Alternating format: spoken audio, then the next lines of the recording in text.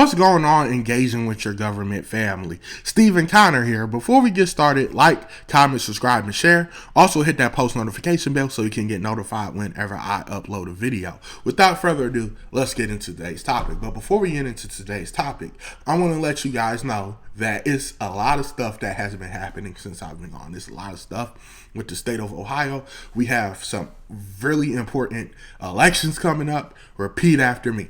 Every election is important. Every election is important. Whether it's just a local election, a state election, a federal election, you must vote in every single election and you must get your voice heard because these concern you. Every election concerns you.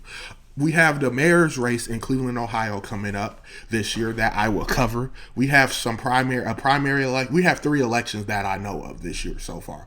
3 elections. We have one in May, September, and November.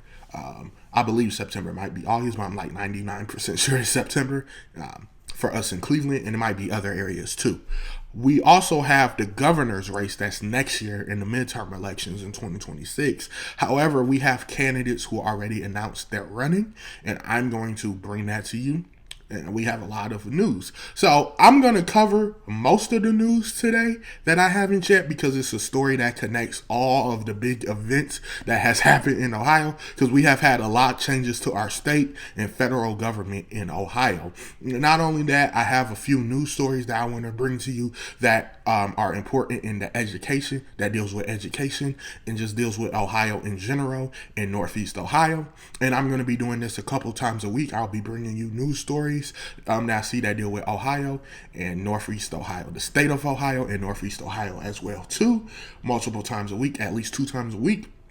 I'm going to link everything that I bring to you today, present to you today, down in the description down below. It will also be a link to register to vote. So please, if you have not yet registered to vote, register to vote. Update your voter registration, check out your voter registration. A friend, a coworker, a family member, a stranger on the street, you make sure that you and your peoples are registered to vote. And without further ado, let's get into Ohio news. Alrighty, so nearly 2 out of 3 Ohio kids are not ready for kindergarten, a new report shows. Fewer Ohio kindergartners demonstrate readiness for school in the 2023-2024 school year compared to 2020-2021, around the time of the COVID-19 pandemic.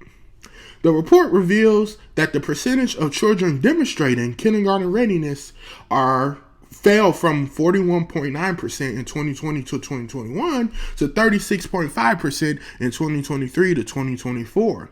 From Ohio's Kindergartner and Readiness Assessment, which children in traditional public and charter schools take at the beginning of kindergarten.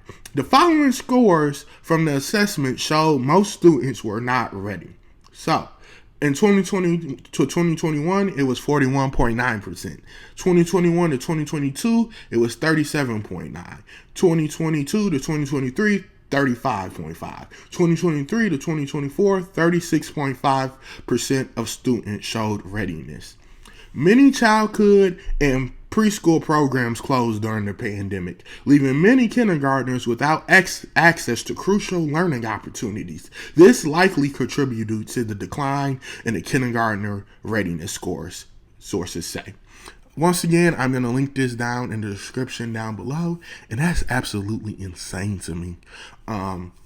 We've known for a while now that COVID negatively affected the education in the education system, and this just reflects that right here, that these kids aren't ready for kindergarten. That's just insane to me. Moving on from one school report to another report that deals with education. Some good news though. Ohio lawmakers consider waiver for Ashtabula High School seniors after school roof collapse. A Northeast Ohio school is looking for a legislative assist to graduate high school seniors whose class time has been limited by winter weather that damaged the school building.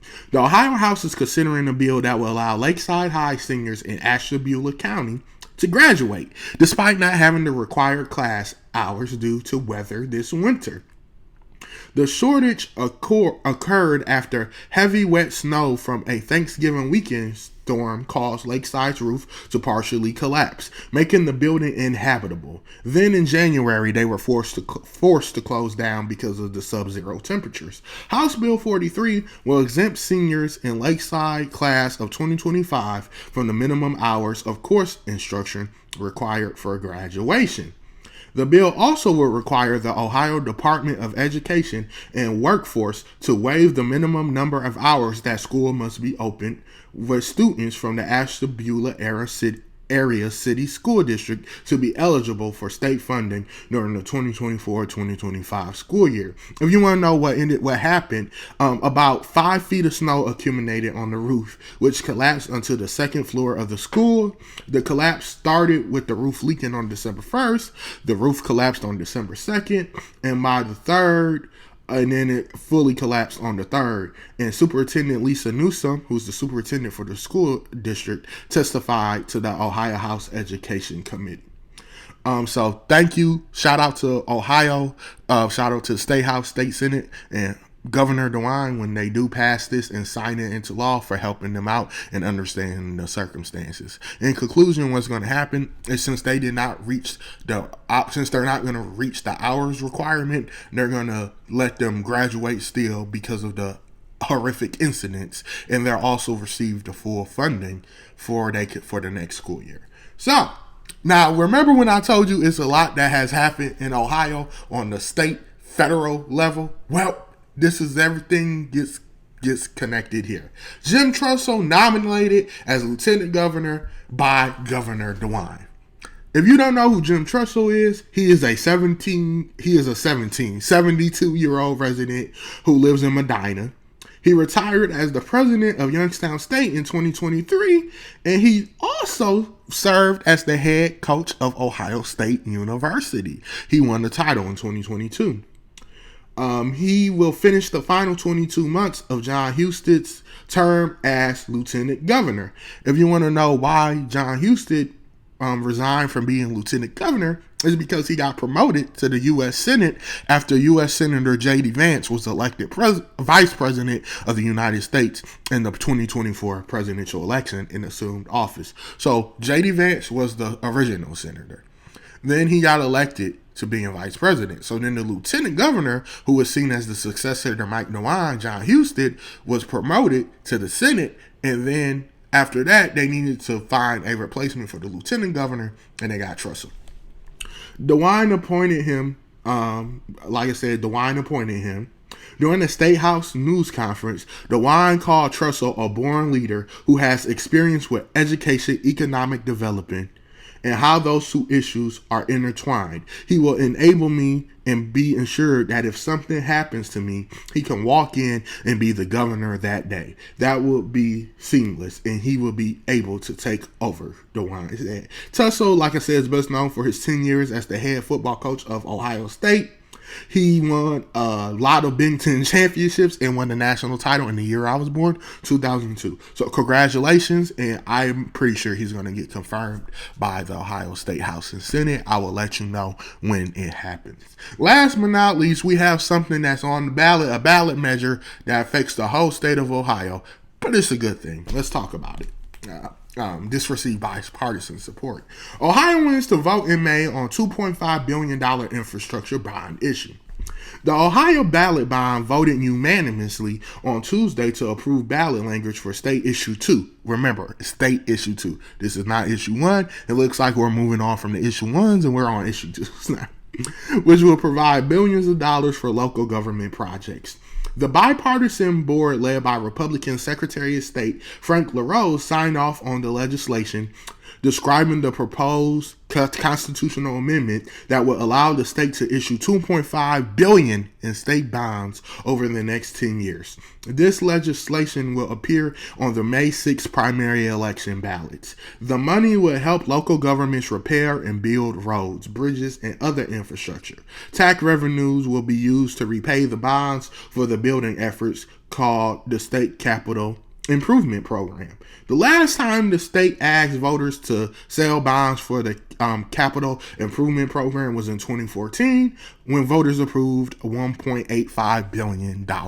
So that's the latest news that I've gathered up around Northeast Ohio and the state of Ohio. We have a new lieutenant governor. We see that kindergartens are not ready for school. We see that the Ashtabula School District are receiving help from the unfortunate circumstances that they have faced. And we see that we are having a ballot measure in the primary election this May. That's why it's important for you to get out to vote, because this seems like a great thing. I mean, it is helping us build our roads, bridges, and God knows East Cleveland needs to rebuild their roads. But that's it for me. You let me know any news or anything I didn't cover that you want to hear about. Also, everything will be linked in the description down below. Until next time, be good people. Steven Conner out. Register to vote. Check your voter registration. Update your voter registration. Alright, y'all. Peace.